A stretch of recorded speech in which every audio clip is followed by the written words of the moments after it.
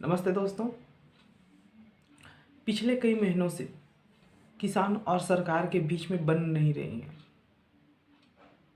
Reason है क्योंकि सरकार जो है 2020 में 3 अपने नए फार्मर बिल को लाए हैं, जिसका विरोध पिछले कई महीनों से प्रदर्शन कर रहे हैं किसान दिल्ली के सिंघू बॉर्डर पर। किसान अपने मांग पर टिके हुए हैं कि जो 3 फार्मर बिल हैं उसको रद्द कर दिया जाए। लेकिन सरकार कुछ अमेंडमेंट के लिए पॉइंट्स दे रहे हैं, जिसको हम इस पॉइंट्स पे अमेंडमेंट कर सकते हैं जो फार्मर बिल है उसमें, लेकिन इसको रद्द नहीं कर सकते। ये सरकार की तरफ से बयान जारी हो रहे हैं। पिछले कई महीनों से ऐसे ही हो रहा है। कई बैठकें हुई किसानों और सरकार के बीच में, लेकिन इन सभी बैठकों में कोई नतीजा नहीं निकला। ये सभी बैठकें बेनतीजा साबित हुआ। फिर ये मामला जो है वो कोर्ट में चला गया। कोर्ट में जो सुप्रीम कोर्ट है वो खारिज कर दीजिए, इसको रद्द कर दीजिए, सस्पेंड कर दीजिए। जो 3 लॉ है उसको अगर आप नहीं करते तो हम कर देंगे। उसके बाद किसानों की तरफ से अपना बयान जारी हुआ।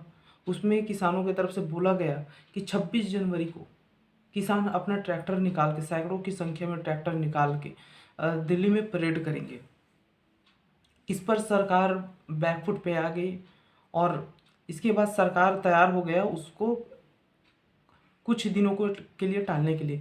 जैसे सरकार अभी किसानों के सामने एक प्रपोज़ल लेके आया है कि वो उन जो 3 कानून हैं उसको 2 महीने के लिए सस्पेंड करने को तैयार है।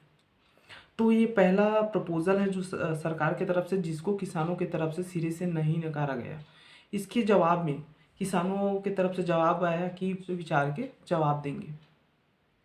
तो इस पर आज किसानों का मीटिंग होने वाला है। आज किसान जो है वो डिसाइड करेंगे कि एक्चुअल में उनको क्या करना है। जो सरकार की तरफ से प्रपोज़ल आया है उसको एक्सेप्ट करना है या फिर उसको भी इनकार कर देना है। या तो ये कह सकते हैं कि उसको एक्सेप्ट करके अपना जो आंदोलन चला रहे हैं उसको ख़त्म करना है, या फिर आंदोलन को निरंतर चलने देना है। तो इस पर आज किसान अपना निर्णय लेंगे। उसके बाद 22 तारीख को जब 10वें दौर का बैठक सरकार और किसान के बीच में होगा, तो ये बात सामने आएगा कि किसान क्या चाह रहे हैं। इस बात को मतलब सरकार जो प्रपोज़ल भेजे हैं किसानों को दिए हैं कि 2 साल के लिए किसान के जो फार्मर बिल है, तीनों फार्मर बिल है उसको एक्सेप्ट करेंगे या ना करेंगे। उसको कल 22 तारीख को जब 10वें दौर की बैठक होगी तो उसमें किसान अपना निर्णय सुनाएंगे। अगर किसान एक्सेप्ट कर लेते हैं तो समझ लीजिए यहीं पास आंदोलन जो है वो ख़त्म हो जाएगा।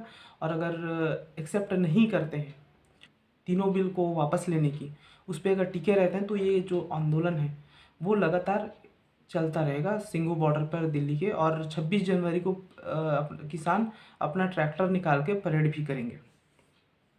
तो इस तरह से ये जो आंदोलन है वो चल रहा है और 10वें दौर की बैठक 22 तारीख को ही स्टार्ट हो जाएगा सरकार और किसान के बीच में।